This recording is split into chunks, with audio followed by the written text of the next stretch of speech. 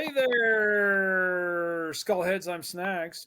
And I'm old Silky. And we have our special guest, Whitney, here with us tonight. We're going to be talking about The Sopranos. Say hello to all our millions of listeners out there. Good evening. Very nice. He has seen the entire Sopranos series at least 5 times. She's a Sopranos maniac. And when I found that out about her, I said, we got to do a show on The Sopranos and bring Whitney on. So here we are.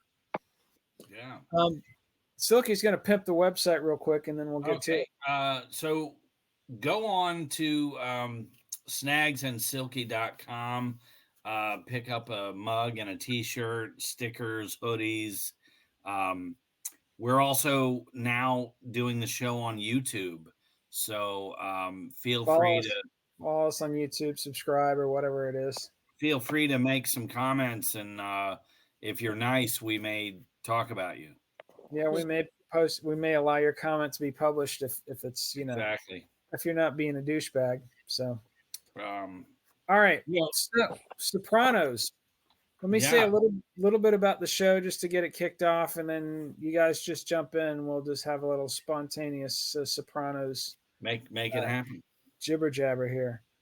So David Chase is the brainchild behind The Sopranos. He created it. He was the showrunner. Worked for years in television, struggling to get jobs. One of his first early opportunities is a show very near and dear to me and Silky is the Rockford Files. One of the most, aside from The Sopranos, one of the most well-written shows in the history of television, Rockford Files. And so wasn't surprised to find out that David Chase worked on that. He also worked on shows like I'll Fly Away. He wanted to do a mob show that focused a little bit more on domestic life. He actually had a deal with HBO, and the original idea for the mob show was actually an idea for a movie. He wanted to do a movie about a mob guy who was seeing a therapist, and this is before Analyze This came out, or Gross Point Blank. Showtime had one called The Don's Analyst with Robert Loggia, and apparently that's pretty bad. Basically, it was as if all these were coming to, that was becoming the new to try and film. What sparked it all was Pulp Fiction. Pulp Fiction comes out in '94 and shows the human side of the gangsters, the small talk, the chit chat, their kind of human side. And then you have a movie like Gross Point Blank comes out where similar kind of thing. This guy's the hitman. Yeah. In the beginning of that movie, he's talking to his therapist, and his therapist is like, ever since you told me you're a hitman, I really don't think I can be your therapist. I'm afraid of you. And he's like, oh, come on, try, And there's a scene in Gross Point Blank where they're in a convenience store and there's a Pulp Fiction DVD display. And so there's a little homage there. And so all this stuff was brewing in the collective consciousness then. And he wanted to do a movie about a gangster seeing a therapist. And he also separately had a deal with HBO to come up with a show, and nothing ever came of it. And right as that contract was about to end, they asked him if he had any ideas for a mafia show. And he said, well, actually, I was thinking of as a movie, but I want to do this show where this guy's seeing his therapist. So, and part of it was he wanted the guy to have a complicated relationship with his mother because he himself had a mother who had panic attacks and emotional outbursts and was manipulative. Silky and I wouldn't know anything about that. No, I was just going to say, who hasn't had a difficult mother? Right. I'm sure there's some people out there, but we don't know them. But that inspired the character of Livia and the relationship that Tony had with Livia. Also, when David Chase was at Stanford, he got interested in filmmaking and Russian literature.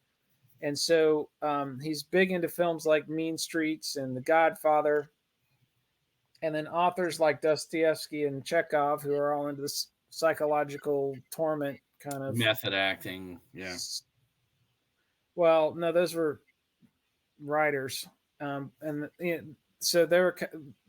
You're thinking of Stanislavski. That's who you Um, said. I said Dostoevsky and Chekhov. Oh, you said Chekhov. I heard Stanislavski. Go ahead. Dostoevsky and Chekhov. The psychological torment side of things, I think, came from that influence. Um, and so he ends up doing this pilot for HBO. And Silky, hip us a little bit to how the pilot went down. I know they Yeah. talk about it in the book. I read Um, some. Casting directors Sheila Jaffe and Georgianne Walken, who was Christopher Walken's wife, um, they really went to bat forming who they were going to get, and they worked with David Chase, and they really basically said no one that isn't Italian. So they very strict on anyone in the show had to be 100% Italian. Um, so no Irish actors who change their hairstyle or whatever. Um, but they got Michael Imperioli, uh, to come meet the director and the writer, and he says in that book that um, he wasn't really blown away by the pilot. Um, he did enjoy meeting everybody, but he was not sure if it was going to be a spoof or what. And he brings up that Don's Analyst movie that Robert Loggia was in, and apparently it was just really bad. I don't think I'd ever heard of it, but Yeah, me either. he had also seen a script for Analyze This, so he kind of had his uh, he kind of dragged his feet a little bit, but he read that pilot and he just wasn't sure if it was going to be another spoof. Um, but they slowly pulled all these people together. They had Jim Gandolfini, and I think what really did it was getting um, Milfy, that actress, because she had been in Goodfellas, and they wanted her, and she was adamant about that she would be the doctor, but she didn't want to do um, another Carmela. She'd done that for Goodfellas and didn't Yeah, want. Lorraine Bracco Yeah, there you go. was she was the wife in Goodfellas. She was also Harvey Keitel's girlfriend, and she played Jennifer Melfi, the therapist. She was actually the big star that they Yeah, landed for that show, yeah, and yeah, and they originally wanted her to be the wife, Carmela, and she thought the therapist role was a lot more interesting. So hip us to this book that you read. That's yeah. and who it was written by and So what it's about. it it's called Woke Up This Morning, and so we had said before the show started, Steve Sharuppa and Michael Imperioli have a Talking Sopranos. This is more of a streamlined. We're going to mention each season, and we're going to talk about behind the scenes stuff, but it's as if you're listening to their uh, talk show, and it's just chock full of really, really interesting behind the scenes stories, and they discuss specific episodes, um, different directors. It's just a really well written book. Um, when I got it, I was all right. I'm going to fire through this before we do the show, and I was concerned that I would not get into it or it just would drag. And I flew through this thing. It's just very, very well done, and it's just their conversation back and forth. So you do get their witty banter back and forth. It's just very So interesting. it's basically like the primo transcripts of the primo excerpts of their Talking Sopranos podcast where they're Right. interviewing everybody who was involved in the Yeah. show. Yeah. Yeah, and I would say if you like The Sopranos and you haven't read anything else, I would say you would absolutely love this book. So So we're gonna delve deep into the Sopranos here in this hour, but I want to ask Whitney, who's the only person I know I've ever met who's seen the entire series 5 or more times. She's actually lost count. What is it about this show that keeps you coming back? I would say that it is the characters of the show that keep bringing me back. Every time I watch it, it's like you see a nuance that you didn't catch before, and it kind of changes your perspective of who they're portraying to me. But I've always enjoyed the kind of dark comedy that it portrayed. It's kind of like Analyze This meets The Godfather. You know, it's a little crazy, but there's a lot of layers in that show, and she's right. Like no matter how many times you watch it, you see something else, little things. Yeah. It the dark comedy. You know, the first time I tried to watch The Sopranos, and I'm a Johnny come lately to the whole thing. I've seen the whole series once, and I remember when it was on the air on HBO. Kids, this was back before streaming services. If you're young, you won't know this, but people had to watch The Sopranos on this. They had cables that came into their house, and if you had a cable coming in your house, you had a special kind of TV. It was called cable TV, and HBO was a cable TV channel, not a streaming service. And people who had HBO on their cable package at work, they were all raving about The Sopranos, and I intentionally and specifically did not watch it because I didn't want to get addicted. Well, the bad thing is this stuff wasn't in syndication, so if you missed a week, you You were missed it. shit out of luck. Yeah, you had to hear about it around the water cooler Yeah, at work. it was that kind of stuff was brutal to me. Everybody. So anyways, go back a few years, and I decided I'm gonna try to watch The Sopranos. And at the time, I was in the middle of an intense midlife crisis. It was a few years ago. It was winter time. Every day is dark and rainy. And there was a few months there where I was just, and I'm in my, I was, I guess, 52 at the time, and just thinking, I only got this much time left, and what's the meaning of it all? Whitney knows me. She probably remembers when I was in that phase, and I know Silky does because I used to talk to him about it all the time. But I start watching The Sopranos, and it's about this guy in his 40s, 50s having a midlife crisis. And I was like, yeah, not really appealing. I cannot watch this right now. It was too close to home. And so it is comedy, and but it is very dark. That's my long winding way of saying, yeah, it's very dark comedy. It's like, and it definitely has some Godfather in it for sure. The dark side. But then I eventually watched it a year or so later and freaking loved it. And it was addictive. I would wake up early before I went to work just to catch another half an episode. It's crazy.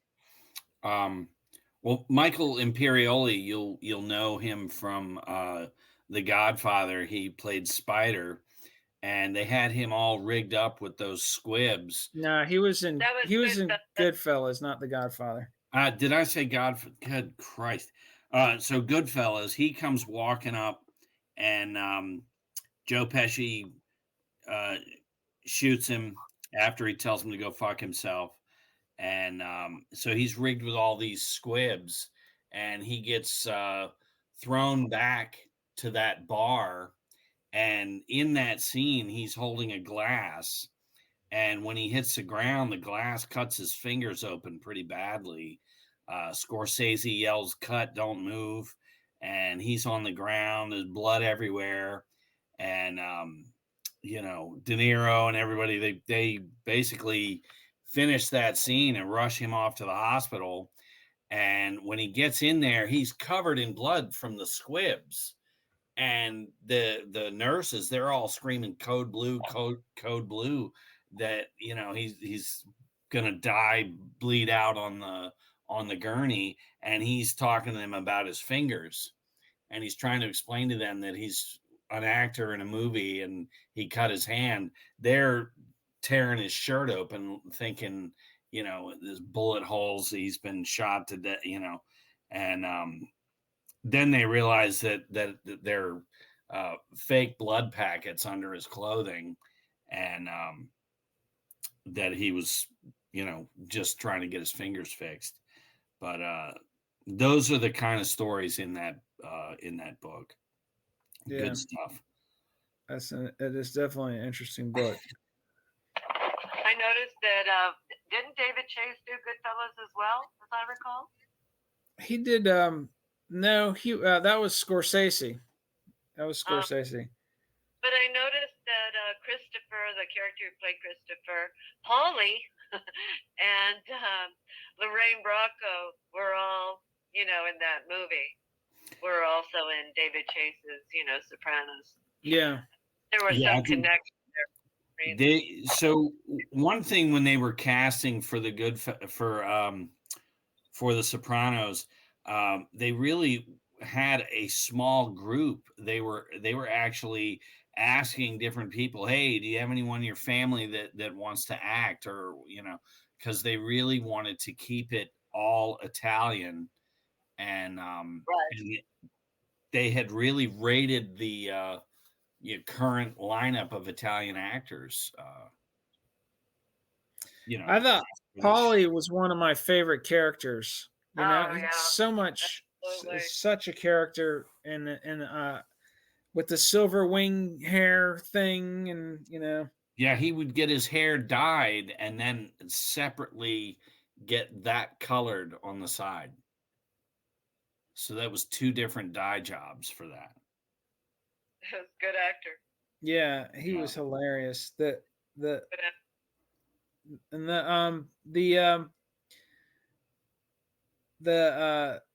Not only did they have all Italians, but they had a real life mobster, Jimmy, ex-mobster, I guess, Jimmy Altieri, who was a consultant on the show.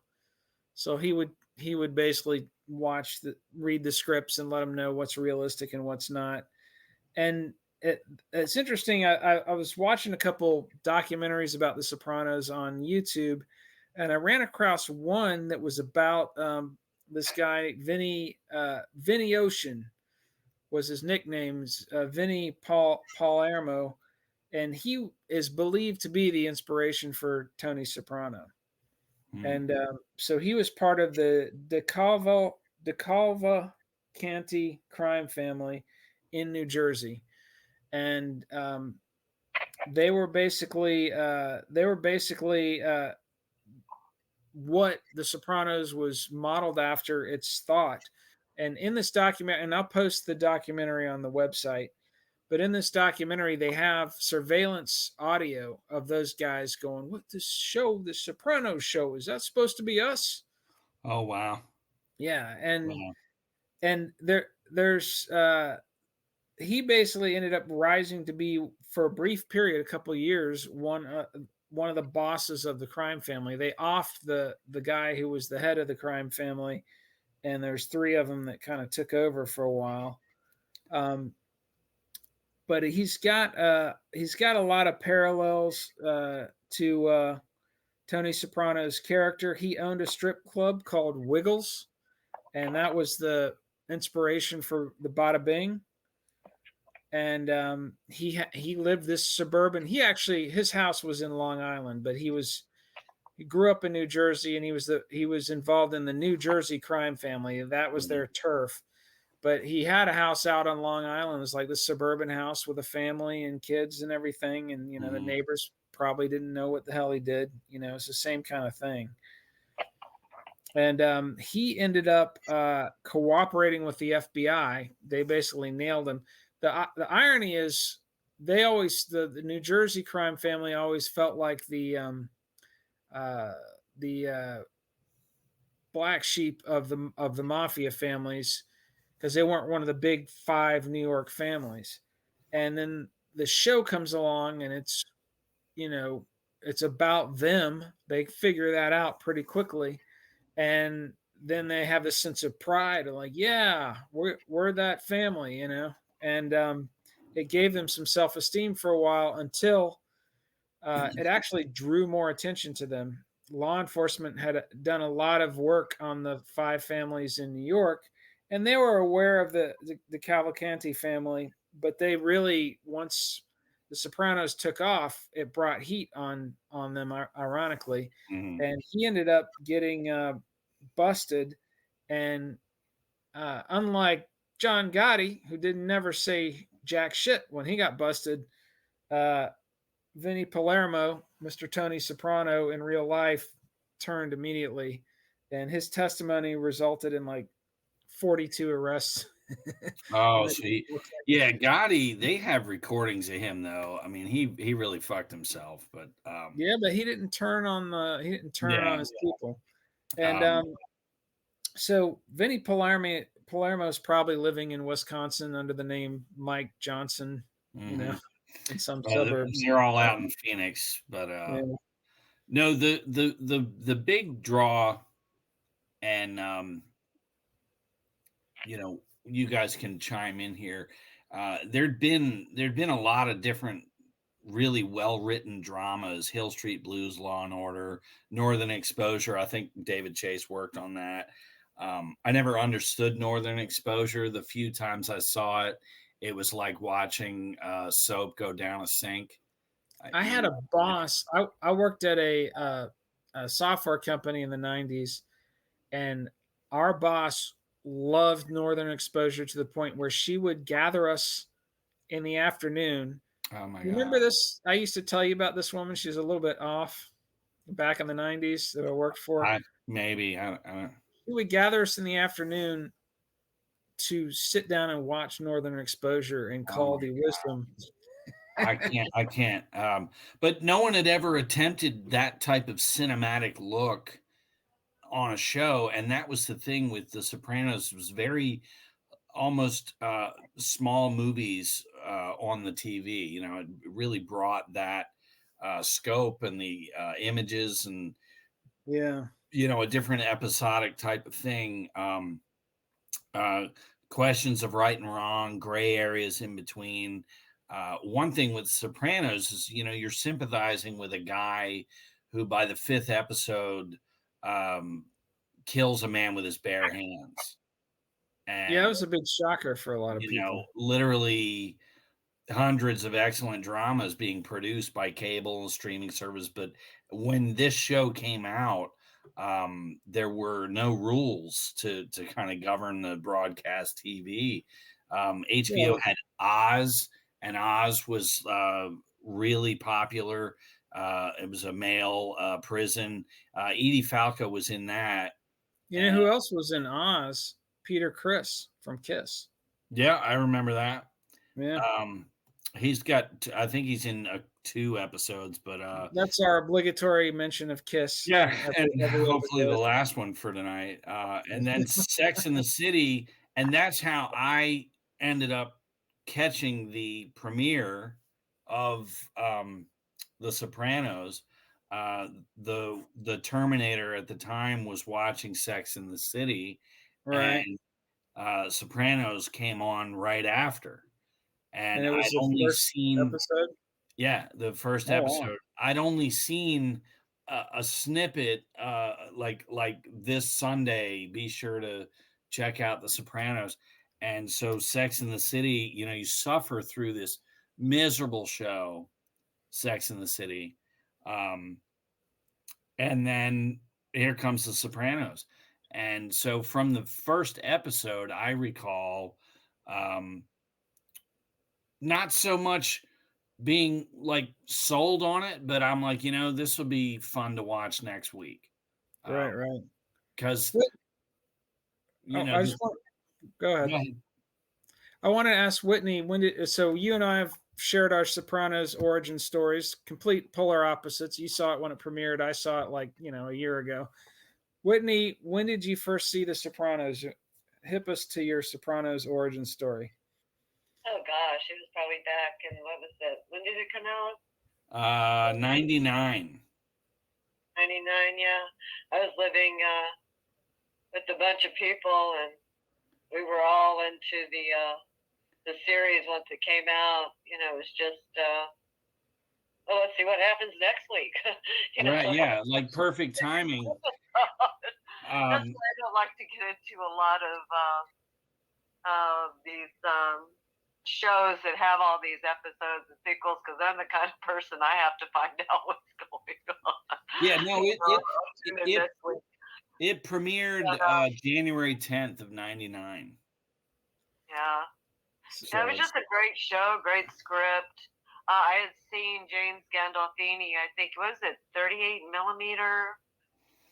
Yeah, he was also in a he was in a movie with Nicolas Cage. It was like about snuff film. Oh, 8 millimeter. 8 millimeter. He was also in True Romance. I didn't see that. Well, True Romance is a good one. Quentin Tarantino co-wrote that script, I believe. Yeah, he wrote the script. He wrote the whole script. Yeah, he basically he had that script in Reservoir Dogs at the same time, and there's some the guy who did True Romance. It was what's his name? True Romance was directed Rodriguez? by no, I've got a story about it. But I got to get the director's name. Tony Scott. Yeah, Ridley Scott's dead brother, right? Oh, okay. So Tony Scott reads Tarantino's Reservoir Dogs script and his True Romance script, and he's like, I want to do Reservoir Dogs, and Tarantino was like, no, I'm doing that one. You can have True Romance. Huh. So Tony Scott shot True Romance, but that's really a Tarantino movie directed by somebody else. It's not like Natural Born Killers. Tarantino had the story for it, and they developed it in a way that he ended up not liking. But True Romance, he likes that movie. He wrote the script. They respected it. They shot it as written. That's a Tarantino flick. I love that movie, and Gandolfini is great in it. Yeah. So it was not a big stretch to see him play, Tony Soprano. Yeah, he was in Get Shorty too, which was one of those, because Pulp Fiction came out, everybody started making these mob movies, which that's based on a book. But he was in that, and then Midnight. Brad Pitt and Julia Roberts, wasn't it, or something called Mexico? Yeah, the Mexican. Yeah. Yeah, and apparently he had an uncredited role as a cook in Midnight in the Garden of Good and Evil, which I've seen, but I don't remember him in that. Yeah. But 8 millimeter, yeah, that was right as The Sopranos was coming out. And I remember when that was released, but I didn't know he was in that. So that's pretty cool. So, Whitney, you were living with a bunch of people. Was it like Friends? Yes. We're a bunch of really in this big house together. It was really cool. Right. That's cool. So you'd have the Sopranos watch party every Exactly. Yeah, we'd all hang out, It was great. The storyline was really good. The poor psychopathic, monster. Yeah. Therapy to work out his problems with his mother. It was a great story. The mother was completely whacked too, Yeah, and a lot of us can relate to that.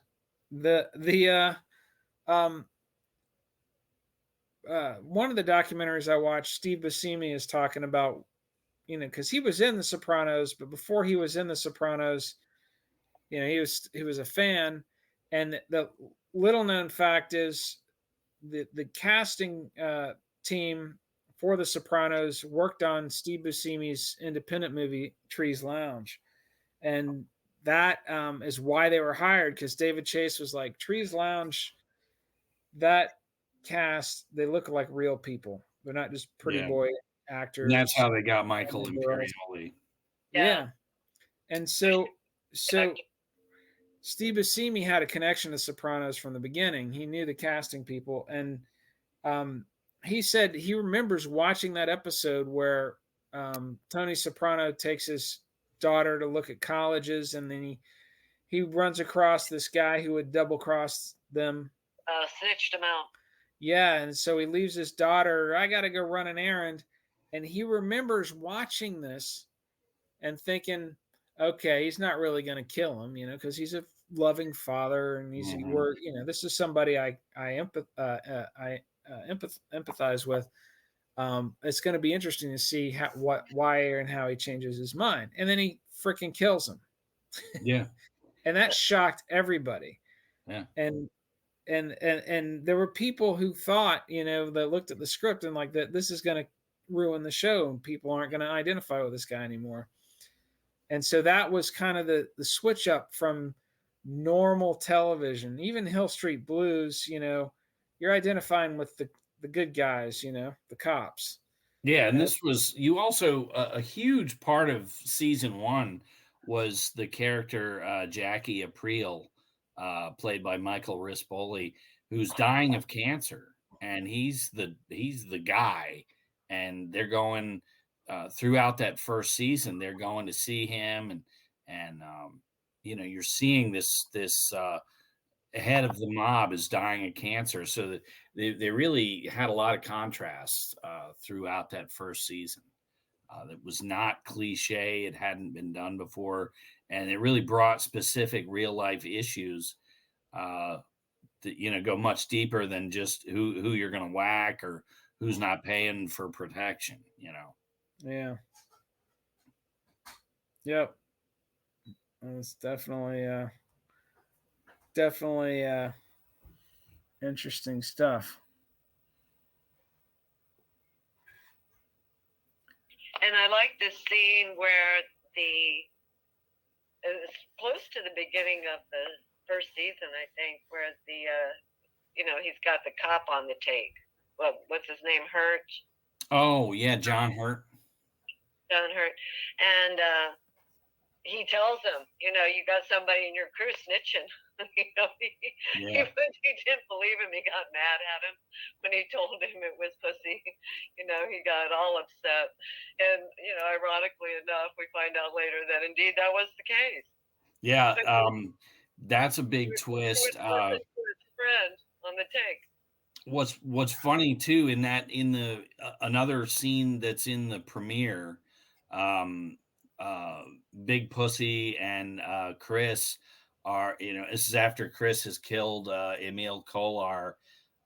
They have to get rid of the body, and the director is playing a prank on them. He gives them a very heavy prop shaped like the body, and they're supposed to pitch this body up into this dumpster, and the dumpster is like 15 feet high, and they've got this thing, and it's just really heavy, and he wanted to see what they would do. And they do their lines, and they swing this, and it just hits the wall, and they improv where Vinny says, you know what, put it in the trunk, we'll take it out to Staten Island. And they open the trunk, throw it in, and drive off. And they had to rewrite the scene that's what they did, but that's the kind of fun they had on the show. Yeah, there's definitely a sense of what I read some of that book, not all of it like you did, but there's a real sense of camaraderie. Like these guys had been to war together. You know what I mean? Yeah. And definitely. then in season 1, you've got the cunnilingus thing. Tony razzes Uncle June about eating pussy, and that the Oh, I whole remember that. Yeah, works that was they gonna find hurt out it. that he's into cunnilingus and Yeah, it was like cunnilingus and psychiatry. It was yeah, another title I thought of for tonight's episode, but and that's like a big deal for some reason. Yeah, apparently they weigh in like these old school Italian guys that is really not something that you talk about outside of the bedroom, yeah. which is just hilarious. So Well, the reason why Vinny Palermo and those guys killed the boss of the De Cavalcante family is because, and this parallels something in the Sopranos as well, is they found out that the boss of the family, he had some young trophy girlfriend, and he would take her to sex parties, and apparently at the sex parties he was swinging both ways, oh wow. and they found out about that, and that was another thing. You can't be doing that and be in the mafia, and especially being their boss. And so they hit him, put a hit out on him, and took him out because of it. But there's a similar storyline in The Sopranos. Yeah, that's season 5. Yeah. What was his name? God, I can't remember his name. He started out under Ralph's regime. It didn't last. I couldn't stand Ralph. Oh yeah. Under Ralph's regime, remember? The big guy, he was huge. And then they did a big thing about he lost all the weight, but he ended up being gay. Yeah. And then they took him out, right? Yeah. Well, he was married to this other guy's sister. He didn't like it. He goes on the run, but we'll get to that. Let's stay with season 1 because all my notes are in order. Well, no, I mean, I think it's fine to just talk about whatever comes to mind. But but we need to keep it moving too. So what you're saying is you've got a ton of notes, and we need to get in order. And so let's jump to season 5. I don't know. I'm out. What do you got from? Tell us more about season 1, then. So season 1, behind the scenes thing. Eileen is they got thrown out of a funeral home. Episode 12 of the first season.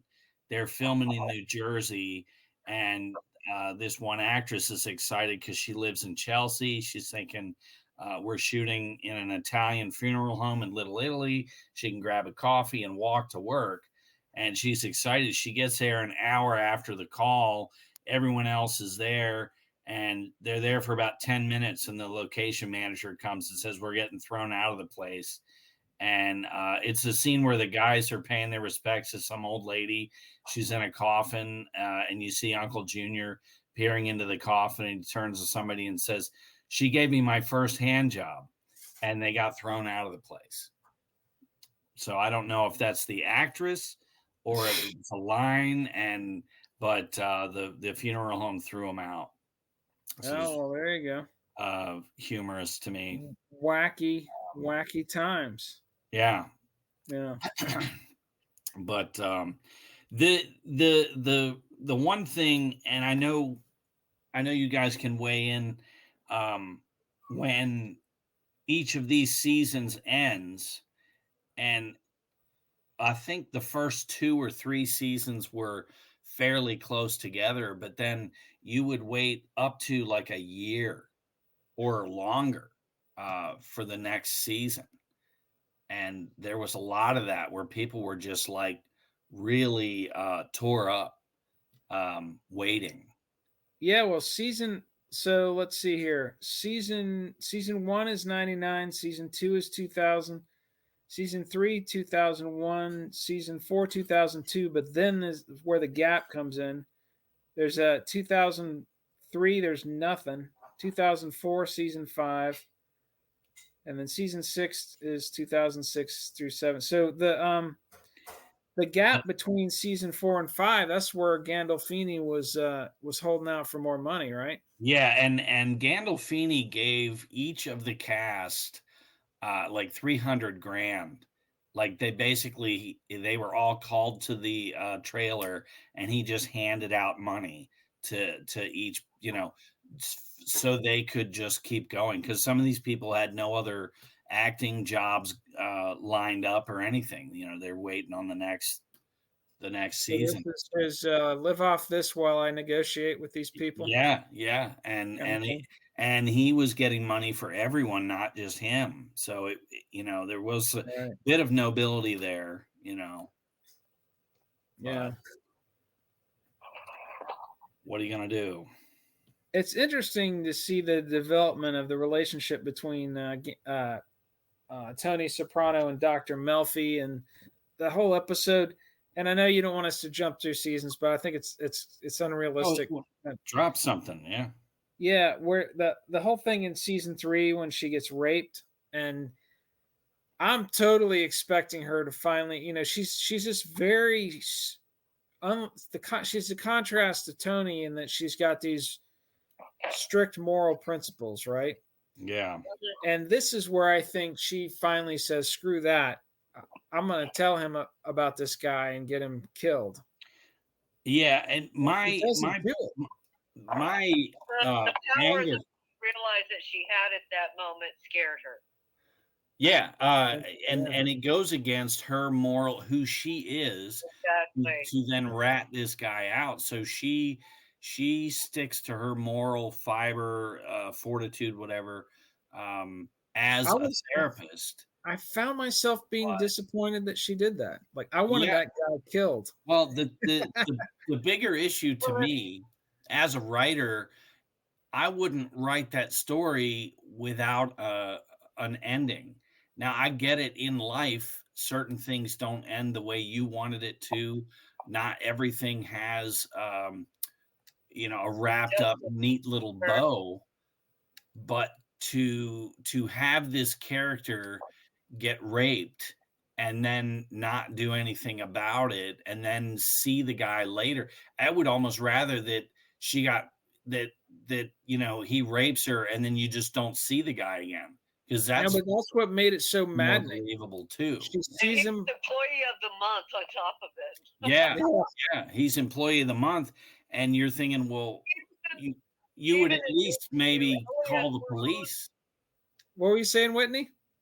I would say she even admits to her own, to Elliot, her own psychiatrist, because Tony's got her so messed up. Right. She's got to shrink now. But she's even admitting to him later that the thought of knowing that she could have his neck snap like a twig was very exciting to her. Yeah. Yeah, and maybe that was therapy enough, or a release enough, that she knew she could pull the trigger. But I know my wife pointed out, because we discussed that my argument was, why have this story and not tie it up even a few seasons later, or some it just seemed like, well, why would you even go down that path if you're not gonna wrap it up? It doesn't have to be neat or pretty, but her thing was that it is wrapped up in that it really underlines the difference, her high standards and everything, versus just going for the violence aspect. Yeah, it definitely maintained, and even, I think, exacerbated the tension between the two characters, which really comes to a head at the very end of the series.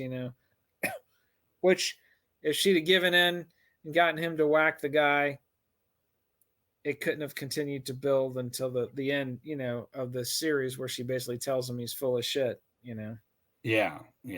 But yeah, no, I mean, it's definitely interesting how that whole storyline develops. So is there a Whitney? Is there a favorite episode from season 2 that you liked, or any episode from the series? What are your favorite episodes? that were interesting. The one with the psychotic girlfriend was a good one. You know, like he met his match. You know, Oh yeah. Gloria. what was her name? Gloria or something. Yeah. She's a great actress. I've always liked her. But, yeah. Annabella Sciorra. Girlfriend to his psychopathic ego. Yeah, that was rough stuff all the way through it. You really got a bit of fatal attraction with that, especially when she goes. Really? They're both a little masochistic there, you know, with their desire for each other, however, whatever that was. There's a great bit where they discuss Tony walking out and the piece of meat getting thrown and hitting Jim in the back of the head. Apparently, that's one of the Steve Buscemi directed episodes, and the meat was actually like a wet sponge prop, and a bunch of people took turns throwing it at the back of Tony's neck for them to get the shot that they wanted. Right. Because she had a piece of meat and she threw it and it just went straight to the floor. It was too heavy. And I think two of my favorite scenes, one was with Paulie when he went to the clairvoyant. Oh yeah. Oh, I love that. There are all these people here. Who are they? And he's like, "Who you been talking to?" Oh God, that was a good one. Paulie. They said that actor Tony, I forget his last name or something. Yeah, he is very much like that character.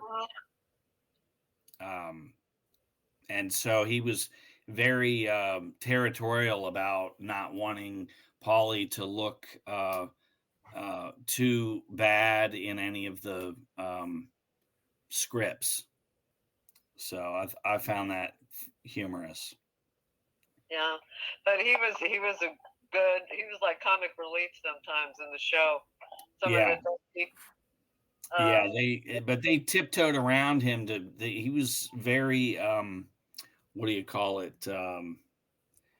Almost a diva, you know. You had to really kind of cater to his moods. I found that interesting. Yeah. And I think the scene where Tony gets sick and in his illness and his delirium, he realizes that Pussy was actually snitching him out because he's coming as things in his dream. That was a good one.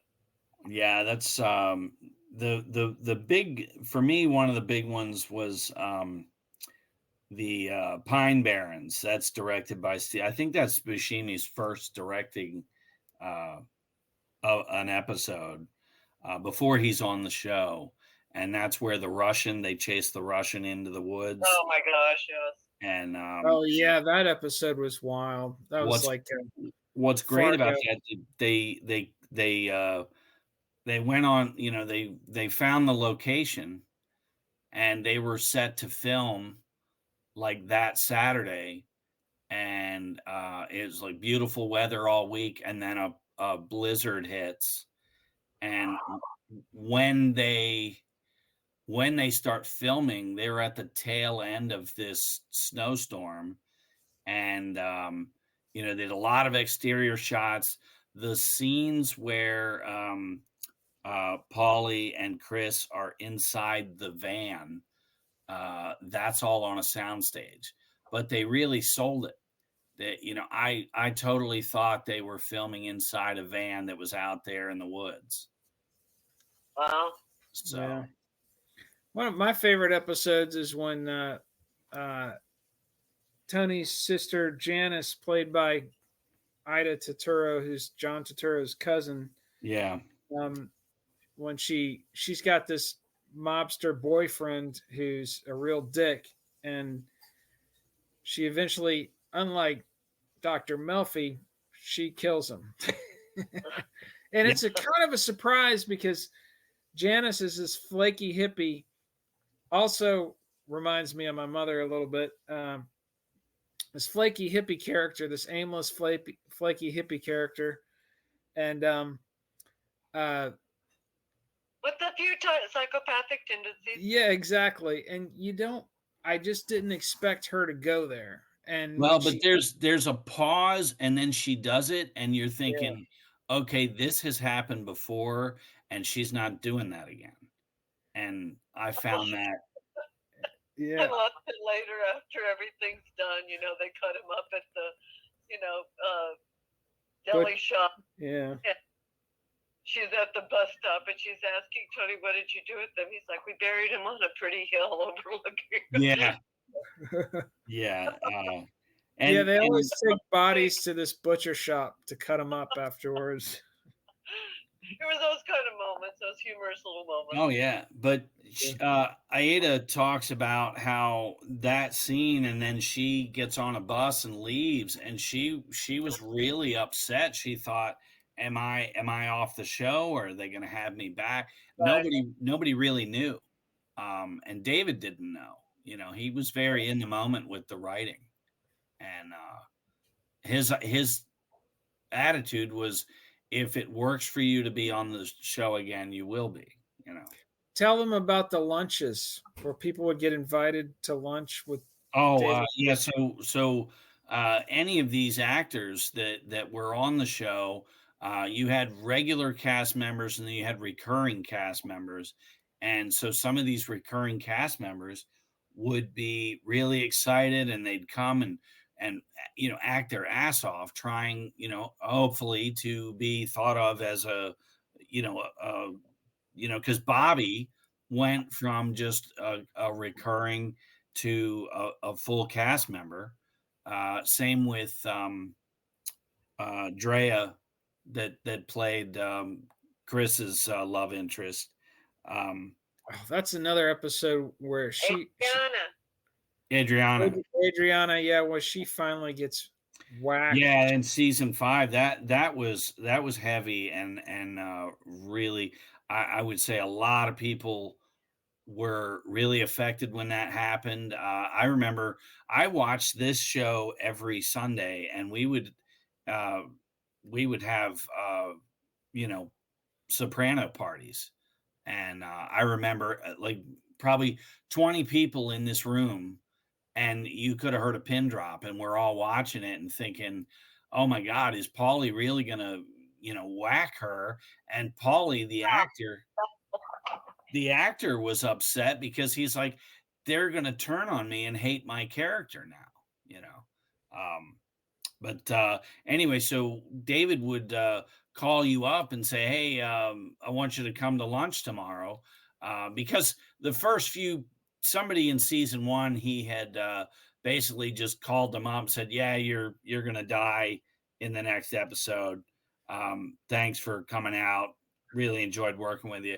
And everybody was really attached to this show. So and I'm sure sometimes they thought they were gonna, oh man, the showrunner wants to have lunch with me. That must mean something positive. And well, Michael Imperioli, he actually wrote about 5 or 6 episodes, and so occasionally David would call him, and he'd be like, "Oh my God, Dave called." Here like it is.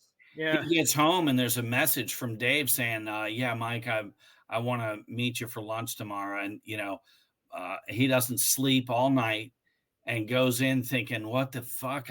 You can't kill." And they were just talking about the script or whatever, discussing a script thing, and wanted it. It just worked out where, what, come to lunch and we can talk about this. But seeing Adriana slowly get sucked into that trap where basically law enforcement, they see her, what they do is they'll identify a weak link and go after the weak link. Right, but what the laws are if you're busted with heroin or coke possession, that kind of thing, the these people are faced 40-50 year sentences, and that really sways a lot. That's how the FBI is able to get people to turn on Gotti and in real life, and so But they what they play do, that up. they identify weak links. The same thing happens in Boardwalk Empire, which we need to do a show on at some point. But So, yeah, it's a great and in Boardwalk Empire, it's Eddie, Nucky's assistant. Nucky's like Yeah, butler, and yeah, they go after Eddie, and then Eddie kills himself before they can do any damage. But they identify these weak links, these people who are kind of shaky, not real strong, tough people that are involved, and they do that. They get Adriana. They tell her they know she's dating a mob guy, and they keep making her meet up with them and give them intel. And you just feel for her because she's yeah, totally trapped. yeah. She really is on the outside of it, and thinking, well, I'll tell Chris we're good enough. We'll work this out, and Chris. Everything's extremes for that character. If he's gonna work on a script and court Hollywood, suddenly he's writing scripts and doing that. If when he's a junkie, he's hard at it. And they have that intervention and try to get him out of it. And that was my other favorite. what's that? That was my other favorite, the intervention. That's a great one. Imperial, I believe, wrote that one. Oh, that's a great one. Yeah. One of the funniest little side plots with Christopher is when he tries to become a screenwriter, and Yeah. him and Little Carmine write this. It's a mix between a slasher film and The Godfather. It's called Cleaver, and when they go out to L.A. to try to get Ben Kingsley. Oh yeah, and they talk about that in the book. Kingsley was really just able to laugh at himself, and they just enjoyed the whole process, and that's how popular The Sopranos was. You had Lauren Bacall was on the show. Yeah, they jacked her. Yeah, they rob Lauren Bacall while they're out there. The funny thing is though, it is as regaled as The Sopranos was, this movie they were making, Cleaver, is at the opposite end of the spectrum. It's this piece of crap that nobody wants to have anything to do with. So Ben Kingsley kind of humors them with this interview, and just his attitude towards them is just hilarious. You know what I mean? Yeah. Oh yeah. It's like you could tell in the world of The Sopranos, when that Ben Kingsley walks out of the room, he has to go take a shower. He's like, I that was disgusting being around those people. It's just really funny. Yeah. And then the movie comes out, and there's a character based on Tony Soprano in the movie, and Carmela gets upset because that character sleeps with the underling's girlfriend, which is obviously based on Adriana.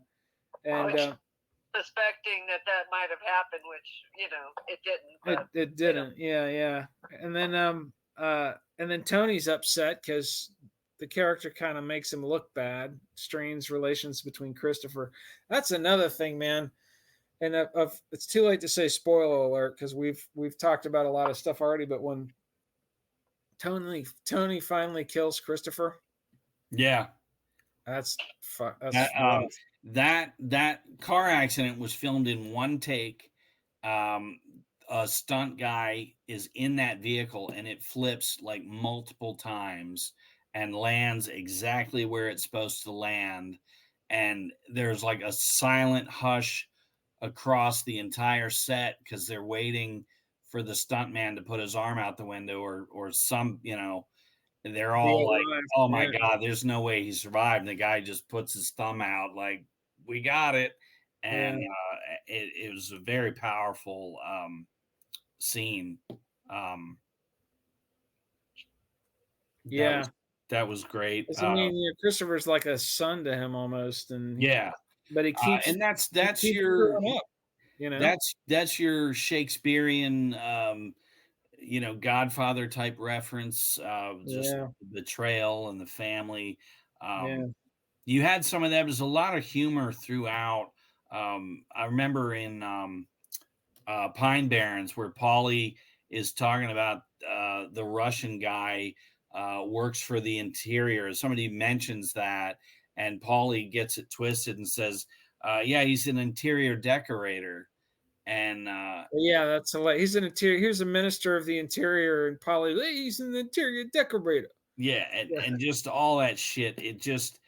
It's it goes back to like Archie Bunker would get something just slightly to the left of what it's supposed to be, yeah, and it's just hysterical. So, yeah. Well, Go ahead, Whitney.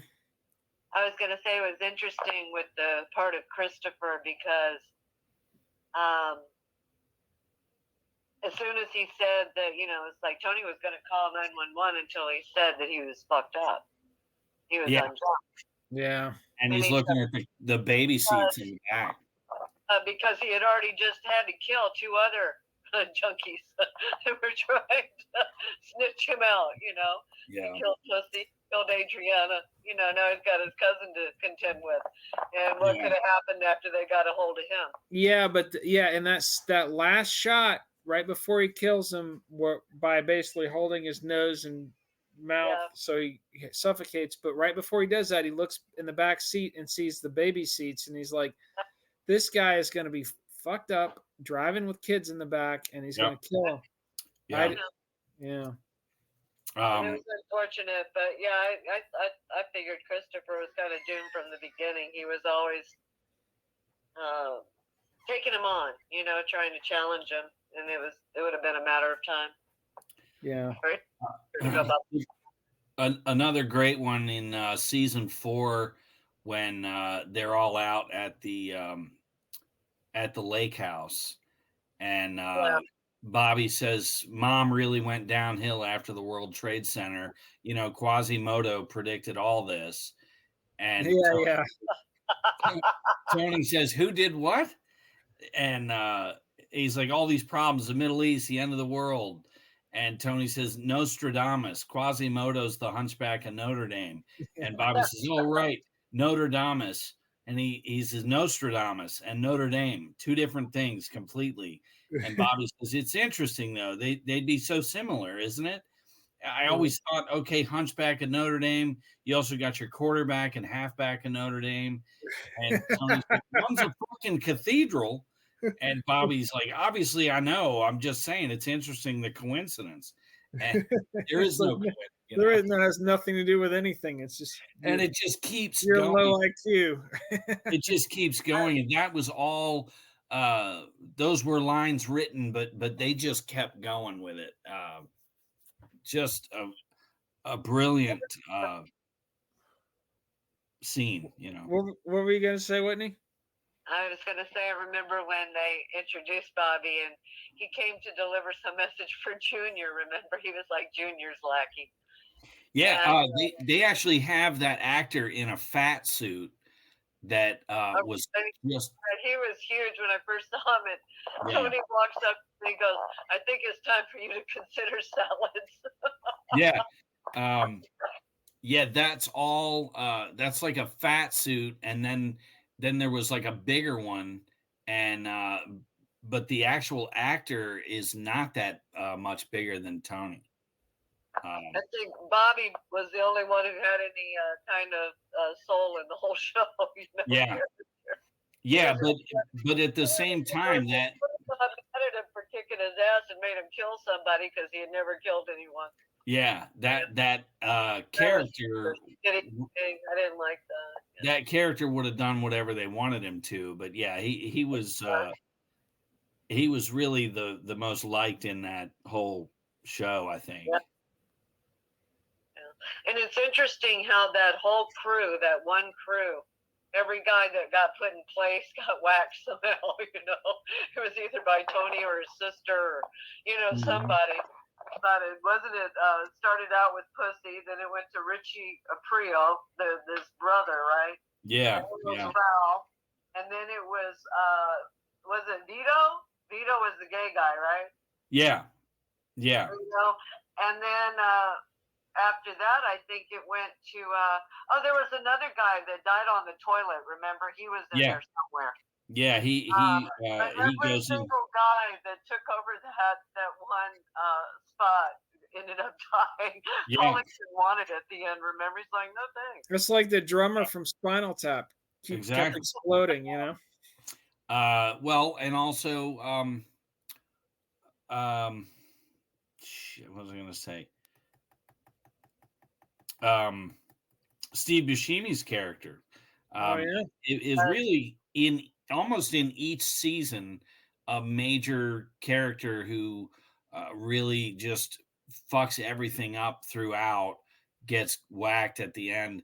A lot of it, and Whitney, what do you think of this? I noticed that a lot of times Tony's character is just trying to keep the peace so everyone can earn, and he's just surrounded by people that can't handle that. You know, Well, everybody's they're all posturing around him, right? trying to get into space, hoping one of them will take him out. How many? I mean, his own uncle tried to take him out. Yeah, Richie Aprile, Janice was trying to get her boy Richie to take him out. yeah, Everybody was trying. his mother was in favor of him getting taken out. yeah. But he was constantly battling that element, I think. The guy that got out of jail, they ended up throwing him back in jail because he was becoming problematic, Yeah, yeah. But it's they're just one after another. It's interesting. But yeah, even when his cousin came out, Steve Buscemi, I love Steve, but I could tell, once he started realizing work was too hard, and he was seeing all his buddies making the money they were making, it was just a matter of time. I mean, it's statistics. yeah. And then while all this is going on, there's this domestic life. You got the two kids growing up. You see them grow up on the show, basically over those 6 years. And the actor that played AJ, he really did Sopranos. He's on one episode of like LA Law, mainly to avoid some legal thing. And then he was doing a lot of drugs and a lot of alcohol after that, basically just pissing his money away. And he's just not really into acting. They interview him for this book, and he's like, "Yeah, I got my life together now, but I'm not really." You're thinking, "Well, what are you doing, dude?" But maybe he, with his likeness on things, and maybe he gets enough with this still being in syndication on HBO. Yeah, I don't know. I heard he was a poker player. Yes, that is the other thing he does. But he, when they interviewed him, he's not even doing that anymore. But yeah, you're right. He was a professional poker player. Yeah. And then just seeing Meadow grow up, and trying to be just a normal kid in the middle of all this insanity. Yeah, she got called to audition for this show. She'd never done any acting at all. And her first thing was this. It's just amazing, Yes, both those kids were really, really authentic, I think, in their roles. Mm-hmm. And then the whole subplot where the Catholic priest is coming over and hanging out with Carmela, and there's this like erotic tension between them, and but I think Carmela's really trying to seek some type of redemption. Mm-hmm. And to the shrink. Yeah. And he told her, leave everything, go. Get away. Yeah. Just get out. Yeah. We knew she wasn't gonna leave. No, and that's the thing, is she's drawn to the power and the money. All she knows. Yeah. So Cheerio. They're stereo. That's another parallel to Boardwalk Empire, where you have Nucky's wife with the same conflict, and they both end up going to the church. Or Nucky's wife is contributing and working with a church-run hospital, and in this one, Carmela's getting involved with the church and just trying to, I guess, in her mind, make up for the bad karma of where her good life comes from. Right. It's an interesting conflict, that whole domestic side.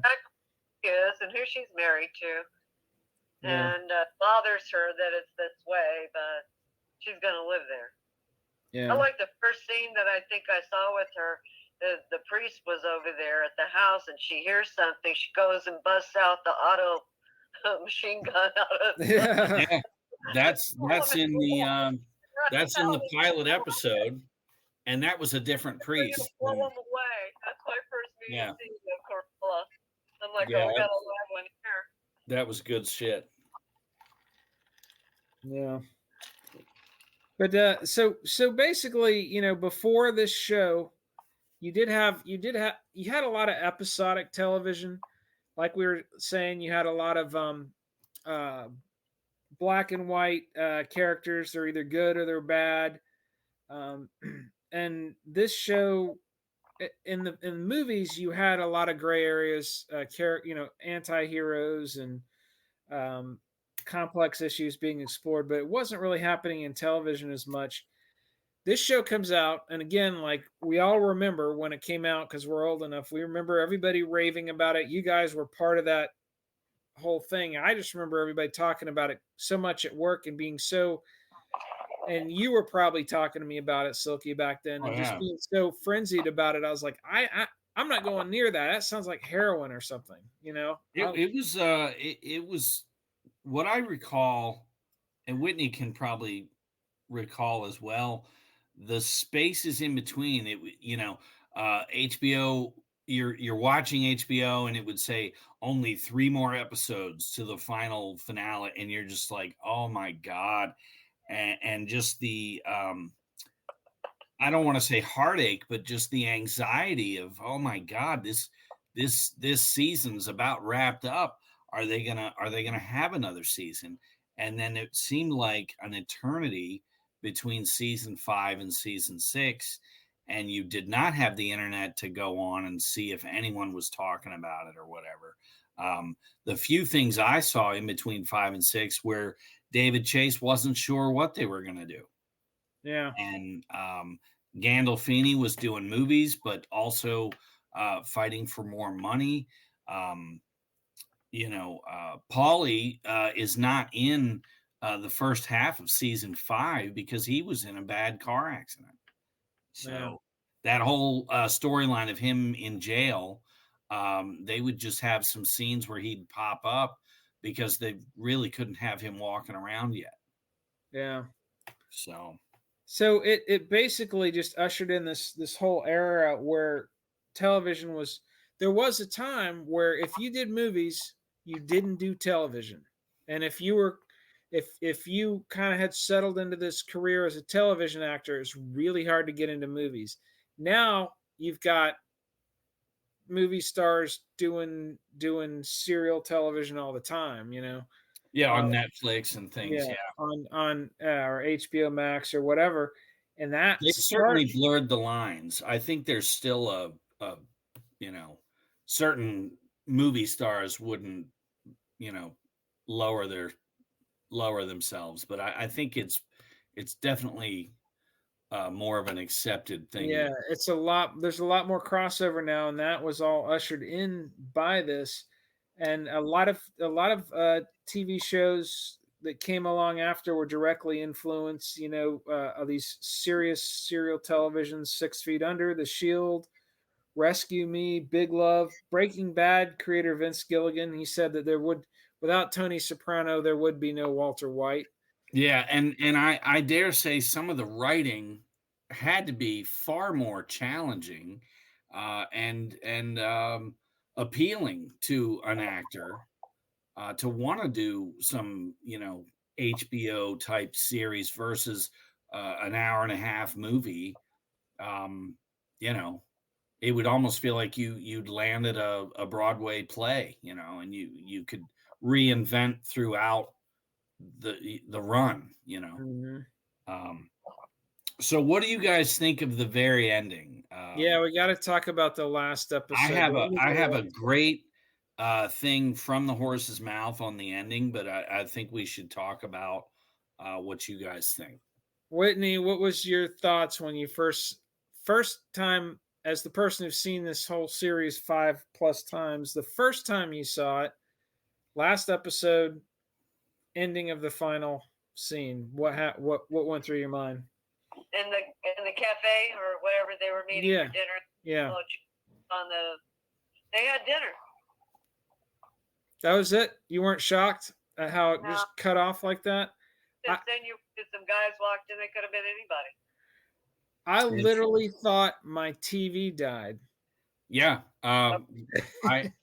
Whitney, I was in a room again. I was in a room with probably 15, 20 people. Some people sitting, standing, everybody's drinking beer. We're watching the whole thing with Meadow trying to park her car. And, is it just a kid trying to park the car? Is this building up? Is something going to happen? And then she crosses the street and goes in and just all this stuff. Who's this guy? What's this guy doing? And then the screen just goes black. And I remember several of us went, "What the fuck?" And I thought the audio had gone out, or not the audio, the video. We were like, "Oh," but the music's still going, and so like Whitney's right on it here. I'm going to read to you what Michael Imperioli says because it's pretty telling. Lay it down for us. Yeah, well, kick it wholesale. I got the annotations thing screwy. Okay, so he watched it again for the podcast, and for years he had thought, this is the actor that played Chrissy. He says he thought Tony dies, and these are the last moments of his life before he gets shot by this guy sent by Phil Leotardo. And it's like Bobby Bacala had said, you never see it coming. But now he's, after talking with David Chase, his current opinion is a moot point. He says, when you talk to David, that it's like a book. When you come to the last sentence of a book, the book's over. There's no wondering what happens after the book is done. That's the end of the story. It's not as complete as people wanted. It doesn't offer closure the way people wanted, but that's it. We don't see him die, so he doesn't die. And I really like, having read that, I like that. What were you going to say, Whitney? No, I was just saying, that's my take on it. They went and met for dinner. Yeah, they show some guys walk by, but it doesn't really, it's not like they were carrying machine guns, Well, that, and the song, the fade out song is Don't Stop Believing. It's not, die, motherfucker, die, or something, Yeah. Exactly. Die, my darling. Yeah. So it's interesting. I mean, I think he just left it up to interpretation on purpose, because they did play up the drama of the guys walking in and looking at him. That was intentionally done, but it was also all the other stuff you guys are saying was also intentionally done. So it was just and this is not the first time that David Chase presented something and let the audience do what they will with it, i.e. the employee of the month or any of the other, did his mom put a hit on him, or was she in dementia, and she sided with Uncle Junior on that. Oh, I think so, for sure. But the debates will continue. And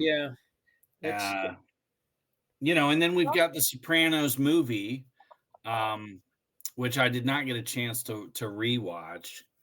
What did you think of that one, Whitney? Which one? The prequel movie. Oh, you mean with the sun? Yeah. The mini Saints of Newark? Yeah. Yeah. I couldn't get into it. Yeah, I didn't like it either. I think, but it didn't come off like him. I don't know. I would have pictured Tony to be different as a younger man. I mean, I admired that his son wanted to take on that role. Yeah. But I didn't. I couldn't get into the story. I didn't care for Christopher's father's character. No, and it just didn't move me. Yeah. There was a huge plot point that they always referred to in the Sopranos series, and it would have been a perfect opportunity to have that in this movie, and David Chase just doesn't do it, and to me it was just frustrating. Talking about that though, yeah, I've heard you mention this before, but describe that story that they always allude to. Where they were gonna make their bones, and they were gonna raid a gambling night, and Tony was gonna go and be part of this crew that does that, and he actually had a panic attack, which kept him from going. And they still went and did it, and that's what happened to Steve Buscemi's character. Got sent off to prison all those years. Right. They just didn't touch on that, and you did have these moments with each character kind of is introduced in the prequel movie younger, and they're doing these little quirky imitations of their older selves as younger selves, and it just seemed forced. Like we've got one reunion episode to have everybody fondly remember, and we'll put you back in that world, but we're not going to do the show that we continuously referenced for 6 seasons. It just irritated me, really. It's interesting too. I think that's why they kind of left it open at the end of the show, that you don't know what could have happened, because maybe they could have done a movie later on. Right. So to me, my takeaway from that is just slops. It's just sloppy and wasted my time, So like I've hipped our millions of listeners to, I first watched this whole series a year or so ago, and I was talking to both of you because I know you both like The Sopranos. So when I'm watching it, I'm talking to both of you. I finished the show. I'm like, I got to watch the movie, and you both trashed it, which you just did again here, which is fine. That's your pick. So my expectations were rock bottom. Like I was like, I'm gonna power through this. It's gonna be terrible, but I'm gonna watch it because it's part of the Sopranos overall or whatever. Mm-hmm. And it was better than I thought it would be, but that's because I had you both say it's no good. And so I think my expectations were so low. I was like, yeah, it's not bad. Mm-hmm. Here comes El Condor. Say hi, El Condor. Hi, everybody. Hello. El Condor. What's happening? Nothing much. No. All right. Well, we're wrapping up here, so we're wrapping up the episode. All right. Yes. Thanks, El Condor. All right. Be the next episode. All righty. Bye. So Silky's son making his usual cameo appearance on the show here. Good day, sir. So the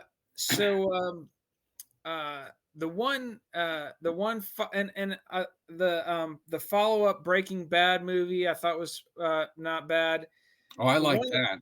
Yeah, the one that really disappointed me was the follow-up Deadwood movie. Oh yeah, that was terrible. That was just yeah. And I think that's my feeling about that is similar to y'all's feeling about this one. It was just an excuse for them to bring all the characters back and parade them in front of the camera. I really think that's all it is. If you don't have a good one more time. Yeah. And if you don't have a good reason to do it, please don't. Yeah. It sullies the original thought. That's what's disappointing to me about Hollywood. It's like they can't come up with anything new. They keep trying to blow life into these old blockbusters and these remakes to try to milk it one more time instead of coming up with something different. Yeah, they're hey, like they punch into a calculator. What if we get Tom Cruise and we'll remake The Mummy? It'll be great. And exactly. No, we'll remake Mission Impossible 65 movies out of it. Yeah, Mission Impossible Part 63. There's another Mission Impossible on the way, and you're like, why? To every Marvel character known to mankind. Yeah. The people of each. Yeah, it's crazy. Meanwhile, they don't like. I'd love to see a remake of Creature from the Black Lagoon, and like really scare the shit out of people, Well, I'm sure David Chase is listening to this, so he'll do that tomorrow. Yeah. It's going to happen.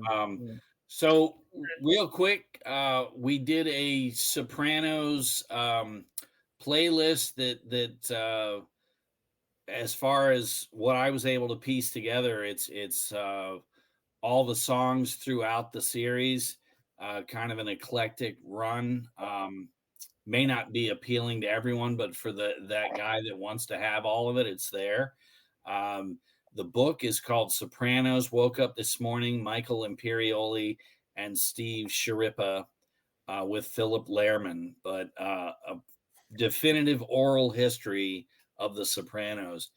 I found it extremely entertaining.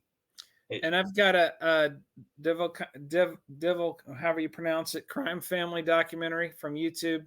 Devil Cacante, blah blah, whatever it is. Holy Christmas! Spell it out. And the Cavalcanti crime family documentary from YouTube, and Behind the Sopranos documentary that's got that interviews with a lot of these cats. We'll link those from the website as well. One of my favorite songs in the show, when it was at the end of the show one time, and he had on Steely Dan "Dirty Work," and he was singing along. That's there's a lot of just classic scenes. A lot of the movies that Gandolfini would be watching in the show in the background, those old gangster movies and stuff. Just epic. There's also a lot. One thing I noticed, and they say it wasn't paid for, but there's a lot of product placement. Like they're eating, whatever Doritos. It's not. It's not. The products in the show are not in the background. There's a lot where it seems like product placement, but they swear up and down they didn't get paid for any of it.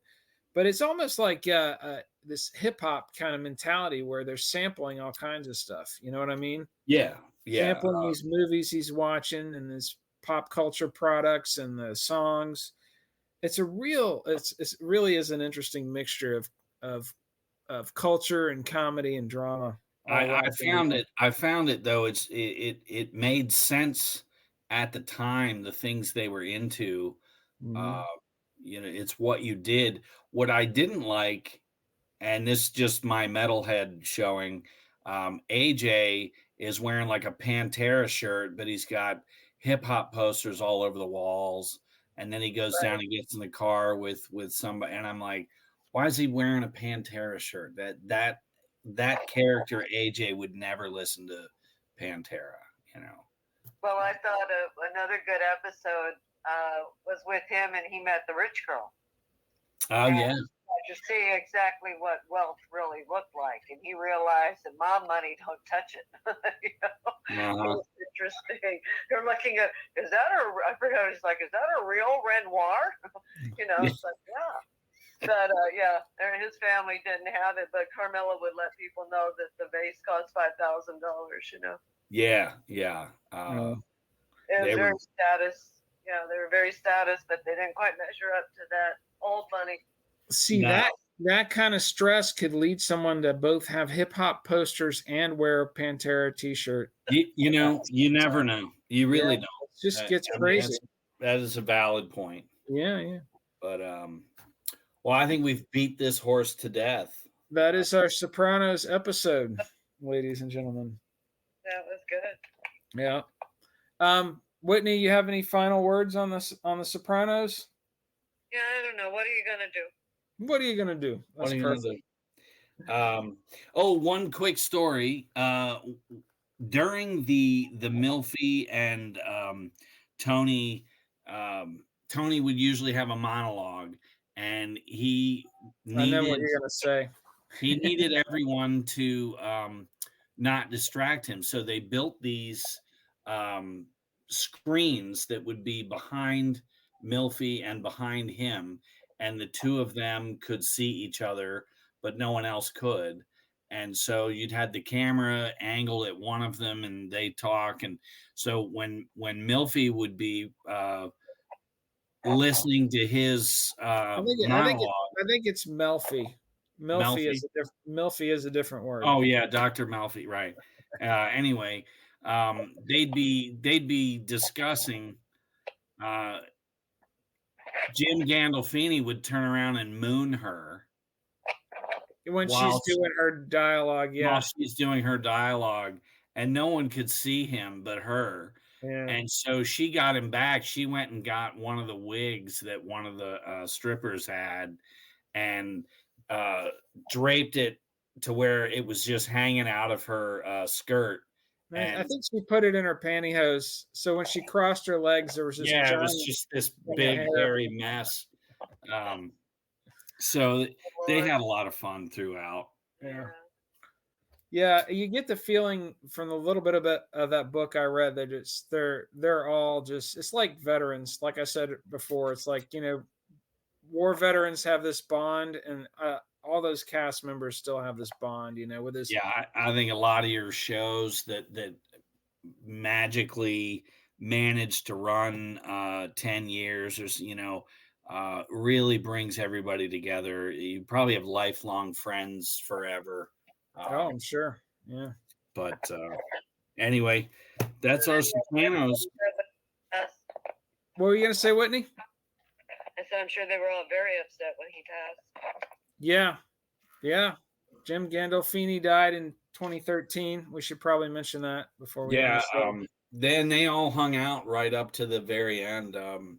They do talk in that book towards the end how they had like a birthday party or something, and Gandolfini died like 3 weeks later. So they were definitely there to the end. Yeah. Oh, good. Rough. Well, cool, guys. Thanks for coming on and talking Sopranos with us. And yeah. Yeah. Well, we're gonna say goodbye to the audience, but Whitney, stay on. Yeah, stay on. Stay on for the wrap up here, post show wrap up. So, all right, all you millions of listeners all around the world, rivaling Joe Rogan's massive audience. We're the number 2 podcast in the world. I don't know if that's but right. Trust me, our analytics say that. Just we actually can't mention Joe Rogan too much. There's still legalities going on. Yeah, he's trying to shut us down. It's terrible. Oh no. Yeah. But anyways, we got a lot of cool episodes coming up. So brace yourselves and peace out. Adios.